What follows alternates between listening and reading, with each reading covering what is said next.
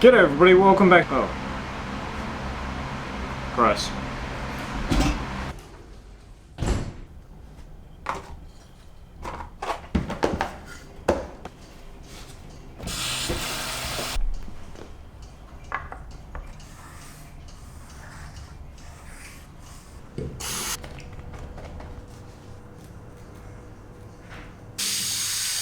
That's better. I'm not even bleeding that much.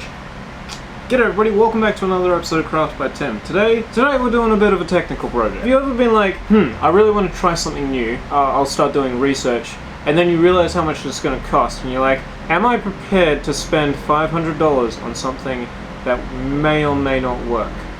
Anyway, that's basically the premise for today's episode. Welcome to Stabilizing Timber, part 1 probably. So, I have a feeling that this probably isn't going to go absolutely perfectly. There will probably be an update video in the not too distant future, probably in a few weeks, when I finally figure out all the things I'm doing wrong in this video and anything that I can improve on or anything that I got right. I don't know, and only time will tell. This is probably going to be a much more talking based video, unfortunately. I know that some people don't like that sort of thing, so if this isn't your thing, I'm not going to be offended if you decide to check out.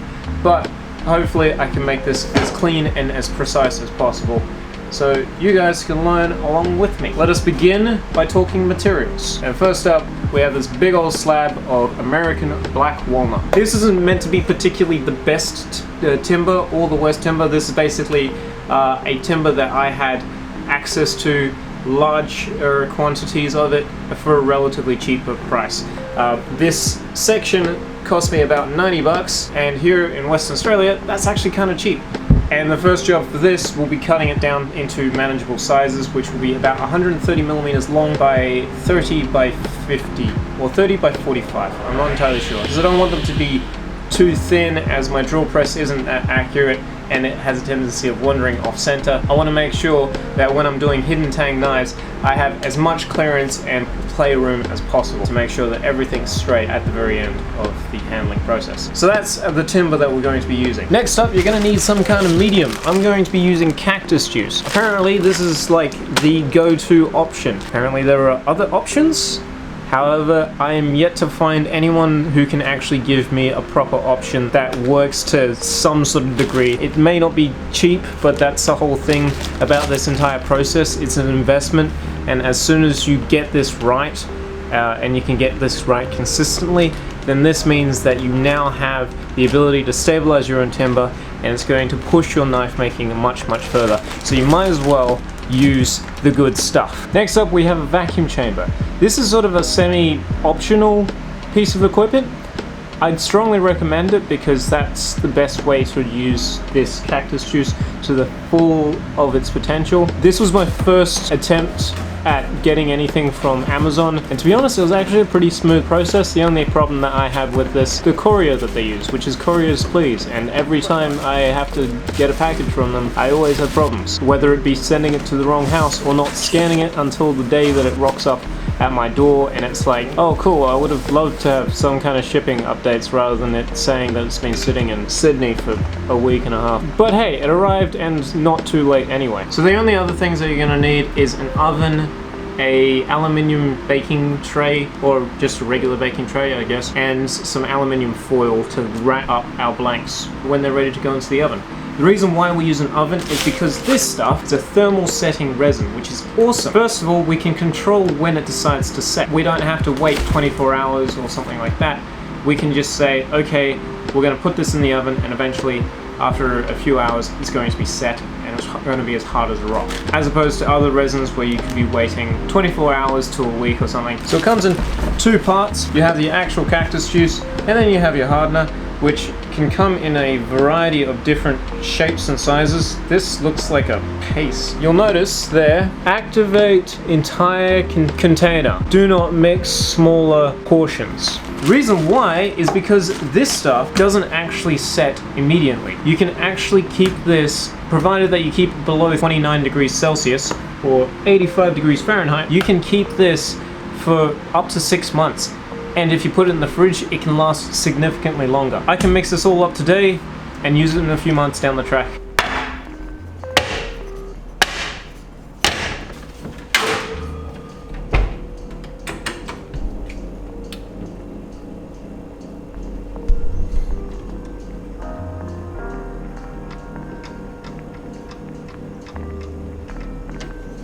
we have our blocks of timber.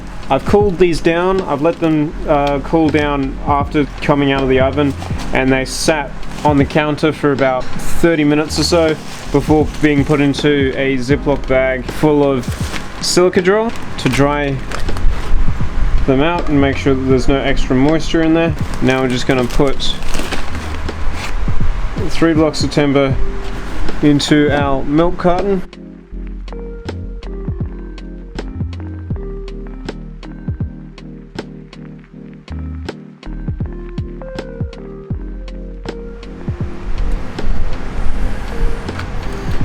Oh, didn't think about that. I need something to weigh this down. Bugger. I forgot wood floats. We've got our block of steel sitting on top to hold the timber down. Now I just draw a vacuum.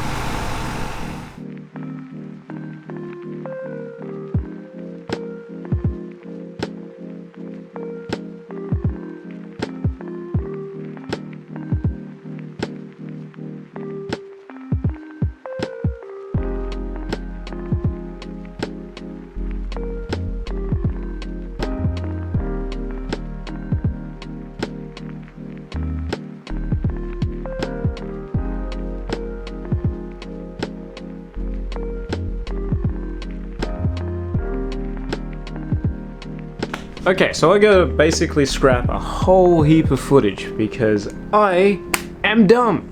I'm so dumb. So I figured out what I was doing wrong though, so that's a good thing. Steps forward. 2 things I didn't take into consideration. Milk carton was only just taller than my pieces of timber, which means that they couldn't be completely covered in the cactus juice. The second thing that I forgot to think about was the fact that wood floats. Therefore,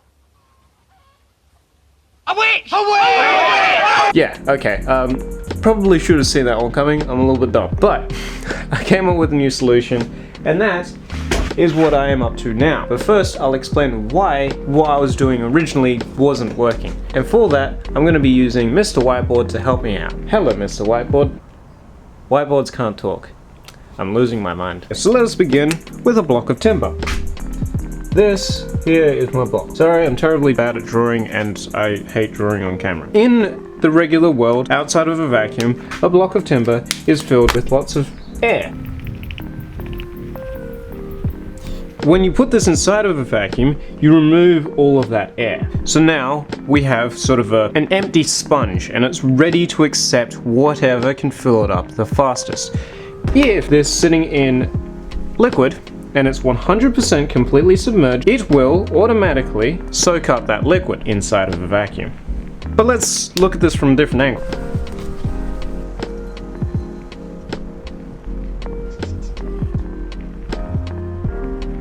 Okay, so here we have what I had basically in the first few runs. We have a block of timber that's sitting in resin, but it's floating. So this portion up the top is contacting the air, and this is all taking place inside of our vacuum chamber. So what happens when we remove all of that air?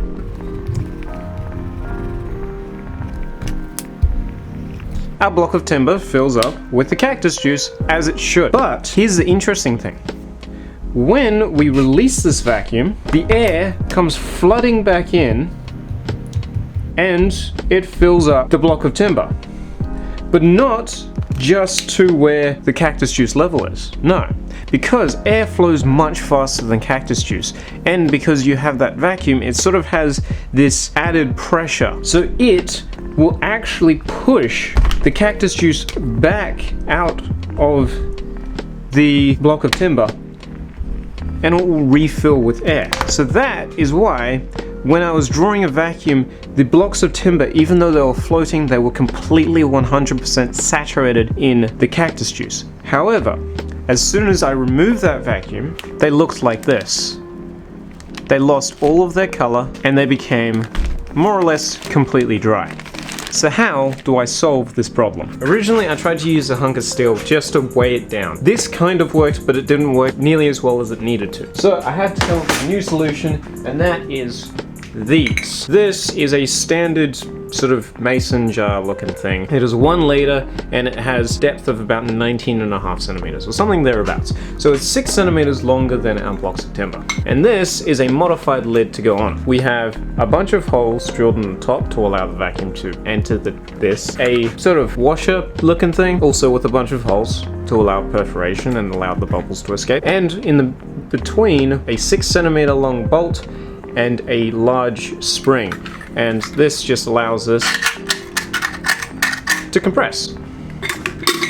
So that holds our timber below the level of the liquid.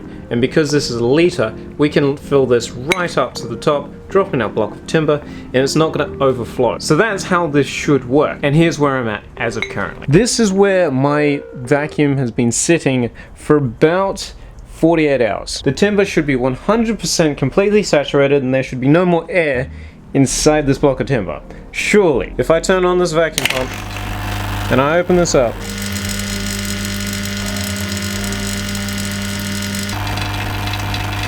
there it goes again, bubbling away. So at this point in time, because it's been 48 hours, I kind of just want to have some kind of result with this. So what I'm going to do is I'm going to assume that all of the air for the most part is out of this block of timber. Obviously that's not 100% true, but I'm going to have to do something because waiting for this to eventually finish bubbling is probably going to take a week at least. So what I'm going to do is I'm going to release the vacuum and I'm going to see whether or not releasing the vacuum will actually push the cactus juice into the timber, and then we can finally start moving on to the rest of this process because we still have a ways to go.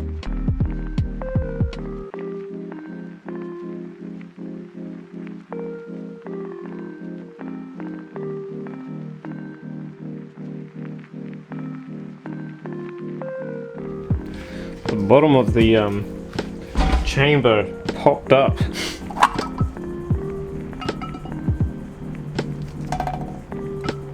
It's not drying out nearly as much as it was before. Let's just camera it.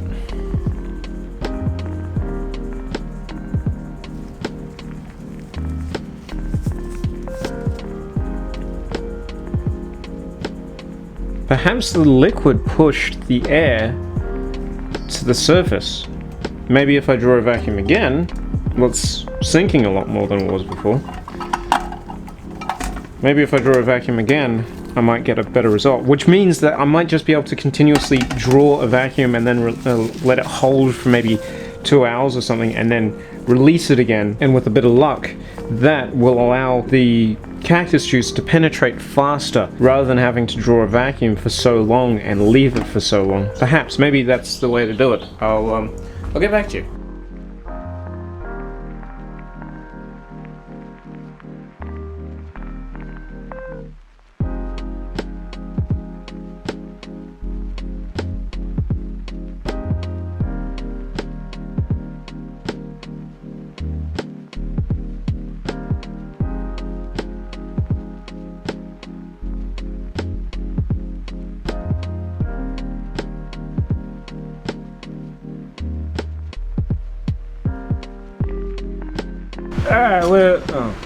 Again.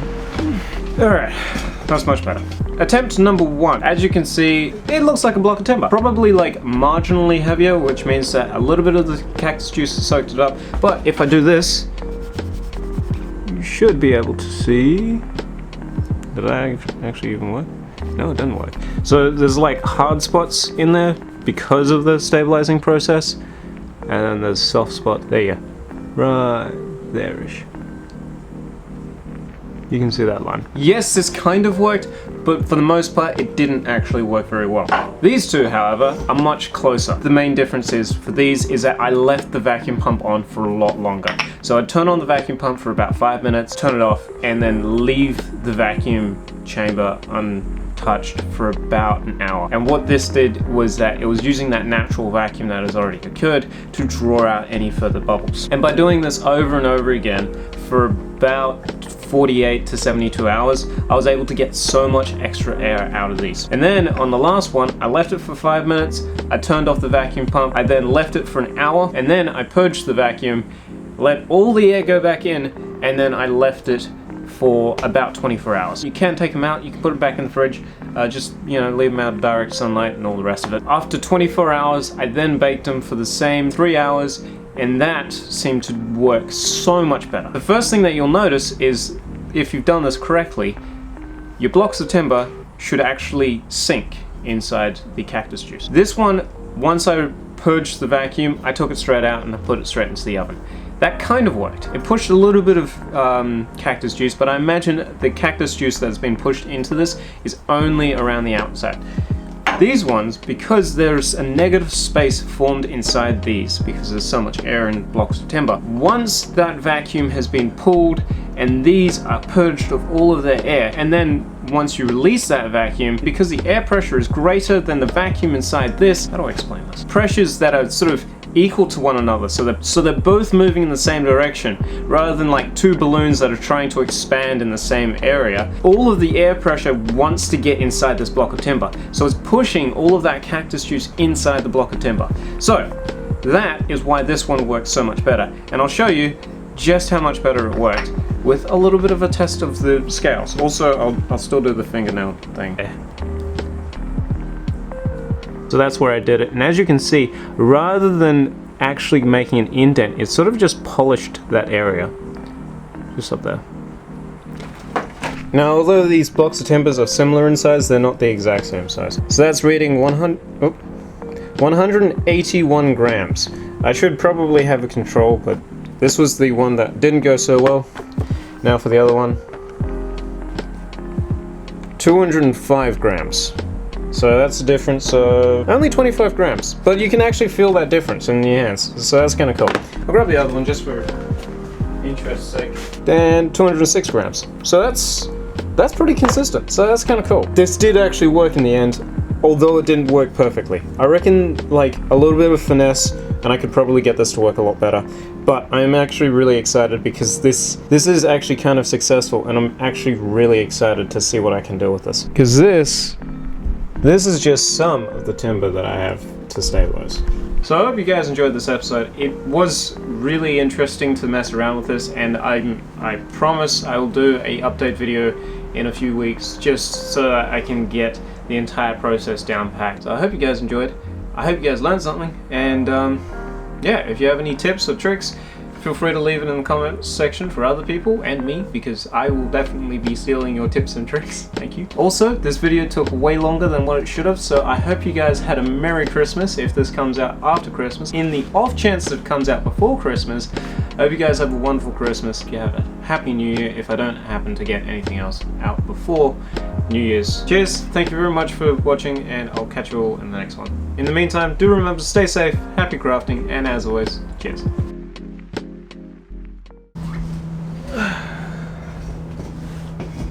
Well, another video done. You ever feel like there's like something more to life? Just feel like there's a bigger purpose within me. You ever feel that? Like a vacuum inside you?